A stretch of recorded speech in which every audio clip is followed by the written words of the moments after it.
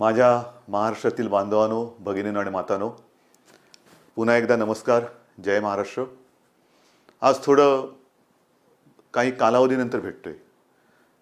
1 मेला आपण भेटलो होतो, त्याच्यानंतर जवळपास 6-7 दिवसानंतर भेटतोय. या गेल्या 6-7 दिवसात काय झालं, काय घडलं, असं न सांगण्यासारखं काहीच नाही आहे आणि जे काय घडतं आहे ते सगळ्यांना माहिती आहे. पण विशेष म्हणजे काल एक अतिशय चांगली गोष्ट झाली. महाराष्ट्रामधल्या सर्व पक्षांच्या नेत्यांसोबत माझी आणि आपल्या माननीय मंत्री महोदयांची, म्हणजे त्याच्यात उपमुख्यमंत्रीसुद्धा होते, सर्व काँग्रेस पक्षाचे, राष्ट्रवादी पक्षाचे आणि आपले शिवसेनेचे असे मंत्री होते आणि इतर पक्षांचे नेते यांच्यात एक बैठक झाली. सर्वांना आपण नेमकं काय करतो आहोत ह्याची कल्पना दिली गेली.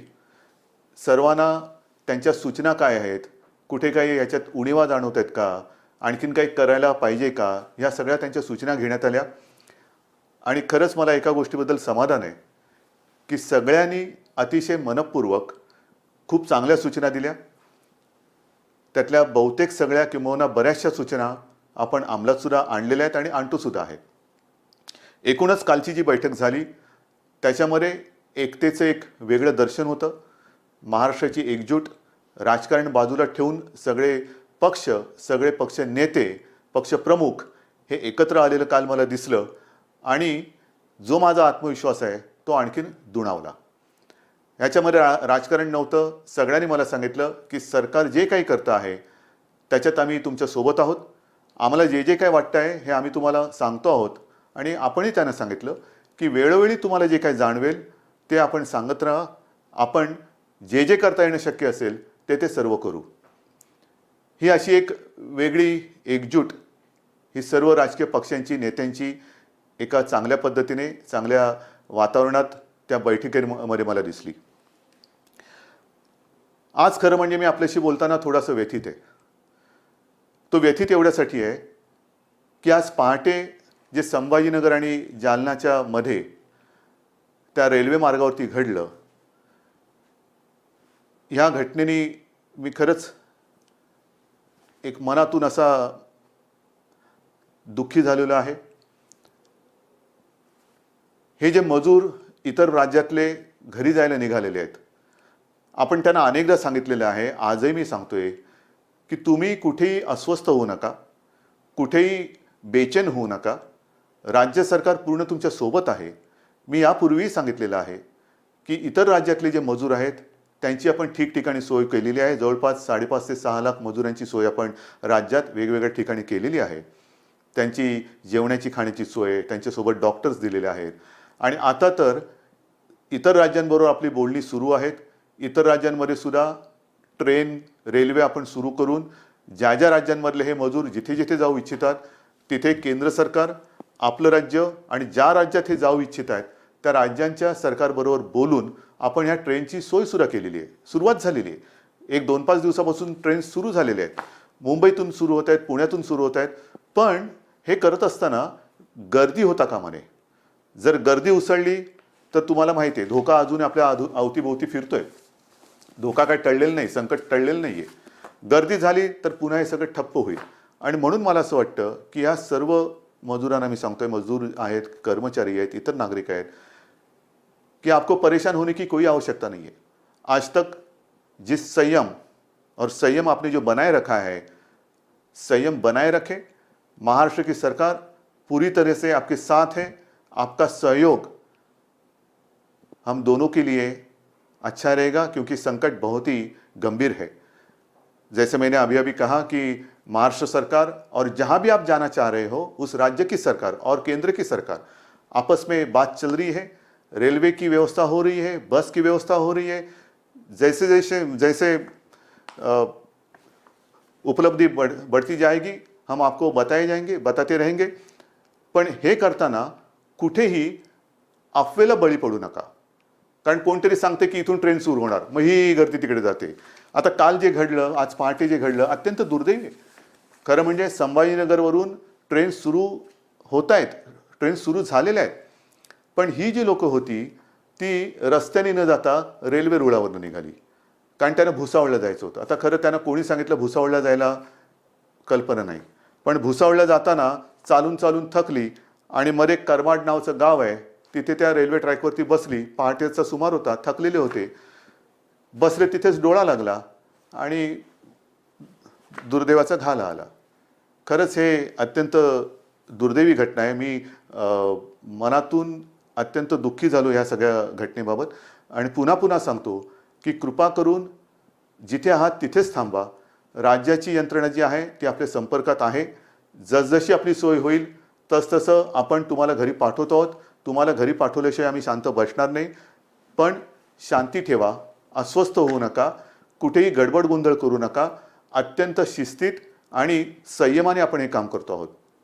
पण त्याही राज्याच्या काही सुरक्षेच्या दृष्टीने अटी आहेत, चेकिंग असेल, काही असेल, ह्या सगळ्या गोष्टी होत आहेत आणि ते करून आपण ही सगळी व्यवस्था करतो आहोत. दुसरी गोष्ट, गेले 2-3 दिवस मुंबईमध्ये एक अफवा आहे. अफवा काय? मुंबई लष्कराच्या ताब्यात देणार, मुंबई लष्कराच्या ताब्यात देणार, मुंबईमध्ये लष्कर येणार, मग लॉकडाऊन होणार, सगळी दुकानं बंद होणार. लष्कर कशाला पाहिजे? आणि आजपर्यंत मी जे काही केलेलं आहे तुम्हाला सांगून आणि तुम्हाला विश्वासात घेऊन केलेलं आहे आणि तसाच मी करणार आहे, तसंच करणार आहे. आपल्याकडे सुद्धा तुमच्या लक्षात असेल की लॉकडाऊन करताना टप्प्याटप्प्याने आपण करत गेलो. पहिल्या काही गोष्टी बंद केल्या, नंतर काही गोष्टी बंद केल्या, त्याच्यानंतर काही केल्या, असं करत करतच आपण पुढे गेलो. त्याच्यामुळे लष्कराची काहीच गरज नाही आहे. आणि मी तुम्हाला पहिल्या माझ्या भेटीतच सांगितलेलं आहे की ही जी लढाई आहे ह्याच्यामध्ये जवान आपण सगळेजण आहात. ते जे जवान आहेत ते सरहद्द सांभाळत आहेत, पण हे जे युद्ध आहे हे आपल्याला लढायचं आहे आणि तसं तुम्ही ते लढतात. संयमाच्या आणि जिद्दीच्या जोरावरती लढतात. लष्कराची आवश्यकता नाही आहे, लष्कर मुंबईत येणार नाही. पण जी एक आपण काळजी घेतोय, या सगळ्या गोष्टी मला तुम्हाला पुन्हा पुन्हा मी मुद्दामून सांगतोय, कारण आपल्या मनात कुठे गोंधळ गडबड होता कामा नये, गैरसमज तर अजिबात होता कामा नये. मी पहिल्या दिवसापासून सांगतोय की हे संकट गंभीर असलं तरी सरकार खंबीर आहे. मग खंबीरता म्हणजे काय? काही दिवसापूर्वी पाहिलं असेल, मी स्वतः या बांद्रा कुर्ला कॉम्प्लेक्सच्या मैदानात गेलो होतो, जिथे मोठा आपण कोविड केअर सेंटर उभारतोय, प्रथम उपचार केंद्र. तसंच रेसकोर्सला उभारतोय, तिथे वरळी डोममध्ये केलेलं आहे, गोरेगावचे एक्झिबिशन ग्राउंडमध्ये केलेले आहे. कदाचित बांद्रा कुर्ला कॉम्प्लेक्समध्ये आपण ते आणखीन दुप्पट करू, आणखीन काही ठिकाणी वाढू. काय हे सगळं करतोय की हे संकट रोखताना समजा आपल्याला काही लोकांची सोय त्याच्यात करण्याची आवश्यकता वाटली, प्राथमिक केंद्रामध्ये, म्हणजे कोणाला ऑक्सिजन देण्याची गरज लागली, समजा आता जे आपल्याकडे केसेस येत आहेत 80% ॲसिम्प्टोमॅटिक आहेत पण पॉझिटिव्ह आहेत, मग त्यांना ठेवायचं कुठे? तर त्याच्यासाठी ह्या आपण सोयी वाढवतो आहोत. पण हे वाढवताना पुढचा पावसाळा सुद्धा लक्षात घेतला पाहिजे. समजा पाऊस पडला, मुंबईचा पाऊस तुम्हाला माहिती आहे, त्रेधा तिरपीट उडवतो, मग त्यावेळेला काय करणार? हॉस्पिटल्स कमी पडता कामा नये. म्हणून मी स्वतः केंद्र सरकारला विनंती केली आणि ती मान्य सुद्धा झाली की जिथे जिथे राज्यामध्ये आपल्या केंद्र सरकारच्या ज्या काही यंत्रणा आहेत, मग रेल्वे आहे, BPT आहे, अगदी मिलिटरीसुद्धा आहे, त्यांची हॉस्पिटल्स आणि डॉक्टर्स हे जर का आम्हाला आवश्यकता लागली तर वापरण्याची आम्हाला परवानगी द्या. हे करणं काही गैर नाही आहे, कारण पुढचा धोका आपल्याला उद्भवू नये, उद्भवणार नाही. पण जर का आवश्यकता लागली तर त्या हॉस्पिटलची आणि डॉक्टर्सची व्यवस्था ही त्यांना आधी सांगून ठेवलेली बरी, की जेणेकरून नंतर धावपळ नको. आणि त्याच पद्धतीने आणखीन एक माझ्या मनात विचार आहे, कारण आता सगळ्या यंत्रणा आपल्या प्रचंड तणावाखाली काम करत आहेत. डॉक्टर्स आहेत, नर्सेस आहेत, आपले सफाई कामगार आहेत, आपली महसूल यंत्रणा आहे, पोलीस तर आहेतच. पोलीस तर पाऱ्यावरती राहून राहून राहून तणावाखाली थकून जात आहेत, काही आजारी पडत आहेत, काही पोलीस तर बिचारे मृत्युमुखी पडले, आपल्यासाठी लढताना मृत्युमुखी पडले, आपल्यासाठी लढताना ते आजारी पडत आहेत. तणावाखाली त्यांना विश्रांती घ्यायला एक क्षणभर सुद्धा मिळत नाही आहे. त्यांना सुद्धा थकवा आहे. माणसं आहेत ही, डॉक्टरसुद्धा माणसं आहेत, पोलीससुद्धा माणसं आहेत. आजारी पडल्यानंतरच बाजूला करणं हा क्रूरपणा ठरेल. त्यांना सुद्धा मध्ये मध्ये कुठेतरी एक विश्रांती देण्याची गरज आहे आणि त्याच्यासाठी माझ्या मनात एक विचार आहे, तोही आत्ता आपल्याला सांगतो, पण ह्याचा लगेच चुकीचा अर्थ लावू नका. माझ्या मनात असा विचार आहे की केंद्र सरकारला मला सांगायचं आहे की जर का अधिकचं मनुष्यबळ लागलं, ह्या पोलिसांना आम्हाला थोडी विश्रांती देण्याची आवश्यकता लागली, तर काही दिवस पोलिसांना टप्प्याटप्प्याने विश्रांती देऊन त्यांना पुन्हा आणायचं, यांना टप्प्याने विश्रांती द्यायची, पुन्हा आणायचं. समजा काही पोलीस आजारी पडलेत, त्यांना निदान बरे होण्याची तरी वेळ दिली पाहिजे, बरं झाल्यानंतर त्यांच्यातला थकवा तर गेला पाहिजे. तर तोपर्यंत जर अधिकचं मनुष्यबळ लागलं तर ते केंद्र सरकारकडे आपण कदाचित मागणी करू. मग ते मागितल्यानंतर लोक म्हणजे काही जण काय म्हणतील, बघा यांनी लष्कर बोलवलं. लष्कर नाही, पोलिसांच्या बद्दल जर का त्यांचा थकवा किंवा ना त्यांना विश्रांती देण्यासाठी मनुष्यबळ लागलं तर त्याची आपण मागणी करणार आहोत. म्हणून सगळ्या बाजूने आपण तयारी करतो आहोत. हॉस्पिटलची सोय करतोय, डॉक्टर्सची सोय करतो आहोत, पोलीस लागले तर त्यांची सोय करतो आहोत. पण हे करताना तुमच्या मनात कुठेही भीती किंवा गैरसमज असता कामा नये, म्हणून हे मी मुद्दामून तुम्हाला आज सांगतो आहे. या सगळ्या गोष्टी करत असताना आणखीन एक महत्त्वाचा विषय आहे, परप्रांतीय मजुरांना आपण पाठवतो आहोत. तसंच त्या राज्यात आपली जी काही मजूर असतील त्यांना आपण परत आणतो आहोत. ट्रेननी येतील, ट्रेननी जातील, काही वेळेला बसेस, जसं कोट्याचे विद्यार्थी आपण बसेस पाठवून त्यांना घेऊन आलो. इतर राज्यात काही आपले विद्यार्थी आहेत त्यांना आपण घेऊन येणार आहोत. काही ठिकाणी तर राज्यांतर्गत विद्यार्थी कुठे कुठे अडकलेले आहेत. राज्यांतर्गत वाहतुकीचं काय, तुम्ही बाहेरच्या लोकांना पाठवतात, बाहेरच्या लोकांना आणतात, मग राज्यातल्या राज्यात आमचं काय, या सगळ्या गोष्टी आपण करणार आहोत. पण ह्या करताना सुद्धा मोजून मापून आपल्याला करावे लागणार आहेत. मोजून मापून. आपण गेल्या वेळेलाच मी सांगितलं होतं की आपल्या राज्यात रेड झोन, ऑरेंज झोन आणि ग्रीन झोन असे 3 झोन केलेले आहेत. त्याच्यात ग्रीन झोनमध्ये आपण जरा शिथिलता जास्त दिलेली आहे, ऑरेंज झोनमध्ये त्या प्रमाणात शिथिलता दिलेली नाही, आणि रेड झोनमध्ये त्यातल्या त्यात कंटेनमेंट झोन एरियामध्ये तर बिलकुल आपण शिथिलता आणत नाही आहोत, अजिबात नाही. कारण कंटेनमेंट झोन, रेड झोन इथे अजूनही आपल्याला या केसेस सापडत आहेत. विशेषतः मुंबईत आहेत, संभाजीनगर आहे, पुणे आहे, मालेगाव आहे, नागपूरमध्ये काही विभागात आहेत, अशा काही ठिकाणी आहेत. इकडे ये जा करता येणार नाहीये. कारण ही ये जा जर का आपण सुरू केली मग इतके दिवस हे बंद ठेवून उपयोग करायचा. हा लॉकडाऊन सगळा फुकटच आहे. लॉकडाऊन म्हणजे मी मागेच बोललो होतो की गतिरोधक आहे, गतिरोधक. आजपर्यंत आपण याची गती रोखण्यामध्ये यश जरूर मिळवलेलं आहे, पण अजूनही चेन तोडण्यामध्ये आपल्याला यश नाही मिळालेलं. त्यांची जी साखळी आहे, त्या विषाणूची साखळी तोडण्यात अजून आपल्याला यश नाही मिळालेलं. ते आता तोडायचंच आहे. ते तोडल्याशिवाय आता राहायचंच नाही. कारण नाहीतर किती दिवस चालू राहणार.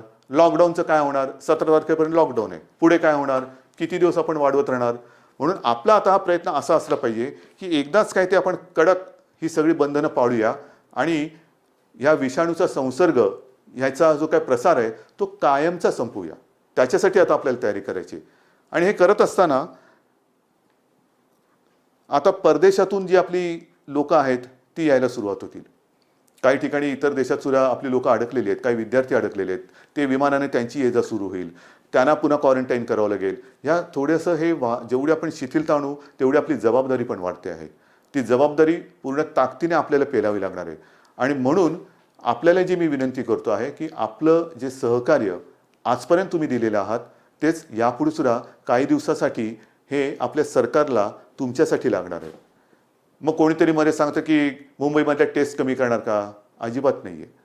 आजपर्यंत मी इतर राज्यांची तुलना नाही करत, पण गेल्याही वेळेला आकडा सांगितलेला तुम्हाला, 1.5-2 लाखाच्या आसपास महाराष्ट्राने टेस्ट केलेले आहेत. एकट्या मुंबईने लाखाच्या वरती टेस्ट केलेले आहेत. टेस्ट कुठेही कमी नाही होणार, अजिबात नाही होणार. जिथे जिथे आवश्यकता आहे तिथे टेस्ट ह्या चालू राहतीलच. मुंबईमध्ये मुंबई महापालिका, खाजगी जी रुग्णालय आहेत, ते डॉक्टर्स आहेत, फक्त त्याच्यामध्ये एक सुसंगती पाहिजे, एक वाक्यता पाहिजे. कोणी उठला आणि टेस्ट करून आला तसं नाही आहे. मी तर तुम्हाला पुन्हा एकदा विनंती करतो आहे, कारण जो काही मृत्यूदर आहे त्या मृत्यूदरामध्ये आपण बघितलं काही केसेस अशा आहेत की शेवटच्या टप्प्यात आपल्याकडे येत आहेत. शेवटच्या टप्प्यात म्हणजे सगळं काही उपचाराच्या पलीकडे गेलेलं असतं तेव्हा ते येत आहे आणि तिथे आपण काहीच करू शकत नाही. काही वेळेला तर असं होतं की एखादा रुग्ण आला तर त्याचा रिपोर्ट, टेस्टचा रिपोर्ट येण्याच्या आधी त्याचा मृत्यू होतो. आणि म्हणून मी वारंवार सांगतोय की जर कोणाला सर्दी, खोकला, ताप यासारखी लक्षणं आढळली तर तुम्ही न घाबरता, न डगमगता आपली फिअर क्लिनिक्स आहेत, आपले डॉक्टर्स आहेत, त्यांच्याकडे या, स्वतःहून या. आपण तर घरोघरी जाऊन चेकिंग तर करतोच आहोत, विचारपूस करतो आहोत, पण जर ज्यांना कोणालाही अशी लक्षणं आढळली आणि ते स्वतःहून पुढे आले तर पुढचा जो काही उपचार आहे तो करणं हे सुलभ होईल. एक लक्षात घ्या, आजपर्यंत साधारणतः 18,000 पॉझिटिव्ह केसेस आपल्या महाराष्ट्रात आहेत. 18,000 आकडा मोठा आहे, पण जवळपास 3,25,000 रुग्ण हे पूर्ण बरे होऊन घरी पण गेलेले आहेत. दुर्दैवाने काही मृत्यू झालेले आहेत, पण 3,25,000 हाही आकडा बरंच काही सांगून जातो. आणि हा आकडा ज्यांना लक्षणं होती ती लक्षणं पूर्ण बरी होऊन, आणि काही जणांना लक्षणं नव्हती पण क्वारंटाईनमध्ये होते, त्यांचा तो काळ पूर्ण करून पुढची चाचणी निगेटिव्ह आल्यानंतर ते घरी गेलेले आहेत. हा रोजचा आकडा वाढत चाललेलाच आहे. घरी जाणारे, जसं रुग्णांची संख्या पॉझिटिव्हचा एक आकडा येतोय तसंच घरी जाणारे सुद्धा जात आहेत. त्यांचा तो क्वारंटाईनचा काळ, आयसोलेशनचा काळ, उपचाराचा कालावधी पूर्ण करून ते घरी सुद्धा जात आहेत. आज आणखीन एक माहिती मला मिळाली, जरा वेगळी माहिती. हा निसर्गाचा चमत्कार आहे. आपल्या इथे ह्या जेव्हापासून हा लॉकडाऊन वगैरे झाला त्यावेळेपासून काही ज्या महिला होत्या त्यांची प्रसूती झाली, त्याच्यापैकी काही ह्या कोविड पॉझिटिव्ह होत्या, कोविड पॉझिटिव्ह आहेत, पण त्यांची बाळं जी आहेत त्यांना कोविडची बाधा झालेली नाही. हा एक चमत्कार आहे. म्हणजे आईला कोविड पॉझिटिव्ह आहे पण बाळ हे निगेटिव्ह आहे, त्याला कोविड झालेलं नाही आहे, बाळ सुखरूप आहे, असाही चमत्कार आहे. आणि त्याच्यानंतर ते बाळ त्या आईसोबतच आहे. हा एक निसर्गाचा चमत्कार आहे. ह्या काही गोष्टी घडत आहेत. तर अशाही गोष्टी आहेत. ह्याच्यामध्ये खबरदारी घेणं हा एक महत्त्वाचा भाग आहे. त्याच्यानंतर काही वेळेला काही घटना घडतात, जसं काल एक आपण बघितलं असेल की हॉस्पिटलमध्ये गलथानपणा. नाही, अजिबात चालणार नाही. मी माणुसकी समजू शकतो, माणुसकीचा धर्म समजू शकतो, पण त्याच्यामध्ये गलथानपणा अजिबात सहन केला जाणार नाही. जसं मी वारंवार सांगतो की पोलीस आणि डॉक्टर यांच्या रूपात देव आपल्यासोबत आहे. त्यांच्याशी कोणी हुज्जत घालू नका, त्यांच्यावरती हल्ले होता कामा नये. हल्ले केले तर कडक कारवाई होईल. तसंच डॉक्टर्स आणि यांनाही सांगतोय की हॉस्पिटलमध्ये गलथानपणा होता कामा नये, अजिबात नाही. काही मदत लागली, सरकारसोबत आहे, महापालिकासोबत आहे, गलथानपणा करायचा नाही. म्हणजे सगळं चांगलं चालू असताना कारवाई करण्याची वेळ आमच्यावरती आणू नका, कारवाई करू नका. तिकडे गलथानपणा आणि दप्तर दिरंगाईला अजिबात क्षमा केली जाणार नाही. कारण नाहीतर हे सगळं करतोय कोणासाठी? मी परवा जे काही गेलो होतो बांद्रा कुर्ला कॉम्प्लेक्स रेसकोर्समध्ये आपण करतोय, सगळं करतोय. तिकडे 100 रुग्णशय्या आपलं 1000च्या आसपास रुग्णशय्या या बांद्रा कुर्ला कॉम्प्लेक्सला करतोय. त्याची क्षमता मी आता दुप्पट करायला सांगतोय. काय आपल्याला फर्निचरचं दुकान नाही काढायचं की बघा किती बेड्स आहेत आमच्याकडे उपलब्ध आहे, कोणी आणि झोपून जा? नाही, त्याच्या मागे एक गांभीर्य आहे. ही आवश्यकता लागू नये ही माझी प्रार्थना आहे. पण ही सोय सुविधा वाढत असताना आपल्याला डॉक्टरची सुद्धा आवश्यकता लागणार आहे, परिचारिकांची आवश्यकता लागणार आहे. कोविड योद्धा म्हणून मी आपल्याला आवाहन केलं होतं, त्याच्यात अनेक जणांनी प्रतिसाद दिलेला आहे. आज मी आयुषच्या डॉक्टरना सुद्धा विनंती करतो आहे, आवाहन करतोय की तुमची सुद्धा आम्हाला गरज आहे. होमिओपॅथी डॉक्टरची सुद्धा आवश्यकता आहे. आयुर्वेदचे डॉक्टर असतील, तुम्ही या. आपण सगळे मिळून एकजुटीने या संकटाचा सामना करूया. सगळे एकत्र आले, ठीक आहे ना. काही वेळेला गंभीर आजार असेल तिकडे ॲलोपॅथी चालेल. जर का आपल्याला प्रतिकारशक्ती वाढवायची असेल त्याच्यासाठी होमिओपॅथी किंवा आयुर्वेद चालत असेल, जरूर या. कदाचित हे सगळे आपले आयुषचे डॉक्टर्स आणि या सगळ्या डॉक्टरशी फिवर क्लिनिकमध्ये मदत होणार असेल, सर्दी खोकला ताप आहे की नाही बघण्यासाठी, तेवढंच आपल्याला हॉस्पिटलमध्ये काम करणाऱ्या डॉक्टरांवरचा ओझं ताण हा कमी करता येईल. म्हणून मला आपल्याला ह्या सगळ्यांची आवश्यकता आहे. आणि त्याच्यासाठी मी आज आपले डॉक्टर लहाने साहेब त्यांना सुद्धा सांगितले की डॉक्टर साहेब अर्थात ते सुद्धा दिवसरात्र मेहनत करतातच आहेत, कोणी मेहनतीमध्ये मागे पडत नाहीये. त्यांनी सुद्धा आता पुढाकार घेतलेला आहे. डॉक्टर ओक आपल्यासोबत आहे, टास्क फोर्स आपल्यासोबत आहे, सगळे आपल्यासोबत आहेत. आणि हे करून आपण ही लढाई अधिक मजबूतीने आता लढत आहोत. म्हणून मला हात जोडून विनंती करायची की हा जो आता लॉकडाऊनचा टप्पा आहे हा सतत आता वाढवत जायचं की नाही जायचं, लॉकडाऊनचं काय करणार हे तुम्ही ठरवायचं आहे. जेवढं तुम्ही शिस्त पाळाल, जेवढं तुम्ही बंधनं कडक पद्धतीने पाळाल, तेवढं लवकर आपण या संकटातून बाहेर येऊ. कोणालाही आनंद नाही आहे लॉकडाऊन वाढवण्यामध्ये. लॉकडाऊन वाढवणं म्हणजे पिंजऱ्यात बसल्यासारखं आहे, कोंडवाड्यात बसल्यासारखं आहे. आत्ता ते बसण्याची गरज आहे. आणि ती शिस्त अजूनही मला काही ठिकाणी बिघडलेली दिसते. मग मुंबई असेल, इतर शहरं असतील, ही शिस्त बिघडवणं म्हणजे आपण आपलं संकट लांबवणं आहे. जेवढं तुम्ही हे बंधन तोडायला बघाल तेवढं हे बंधन अधिकाधिक तुमच्या भोवती आपला फास आवडत जाईल. म्हणून हे बंधन पाळणं, शिस्त पाळणं, लोकांमध्ये न मिसळणं, एकमेकाशी आता ह्या कालच्या त्या सर्वपक्षीय बैठकीमध्ये जो मी एक शब्द वापरला होता, फिजिकल डिस्टन्सिंग. सोशल डिस्टन्सिंग म्हणजे जरा त्याचा अर्थ वेगळा होतो, सामाजिक अंतर नकोय. थोडंसं आपल्याला एकमेकापासून अंतरावरती राहणं, मग त्याला शब्द फिजिकल डिस्टन्सिंग म्हणायचं आहे किंवा आणखीन काय म्हणायचं आहे, काही म्हणा, पण ते अंतर ठेवून आपल्याला पुढचा काही काळ तरी तोंडाला मास्क लावून, हात सतत धूत राहून हा असा काही काळ आपल्याला काढावं लागेल. हे संकट अजूनही कोणाला अंदाज येत नाही आहे. काही जण आता म्हणायला लागलेत कोरोनाबरोबर जगा. कोरोनाबरोबर जगा म्हणजे कसं जगायचं? हे असं घरात राहून? हे नाही चालणार आपल्याला. आपला महाराष्ट्र, मी अनेकदा सांगतोय, मला लष्कराची अजिबात गरज नाही आहे, कारण हा शिवरायाचा महाराष्ट्र आहे. नुसते आपण बोलताना शाहू फुले, आंबेडकर, गाडगे महाराज यांची नावं घेऊन उपयोग नाही आहे. त्यांनी जे काय आपल्याला शिकवलेलं आहे, छत्रपती शिवाजी महाराजांनी सुद्धा आपल्याला लढायचं कसं हे शिकवलेलं आहे. आणि त्यांची परंपरा असलेला महाराष्ट्र, इथे मला लष्कराची आवश्यकता नाही. माझा प्रत्येक नागरिक हा जवान आहे, हा सैनिक आहे, आणि तो या लढाईमध्ये स्वतः लढून या विषाणूवरती मात केल्याशिवाय राहणार नाही. हा तुमच्याबरोबर माझा सुद्धा आत्मविश्वास आहे.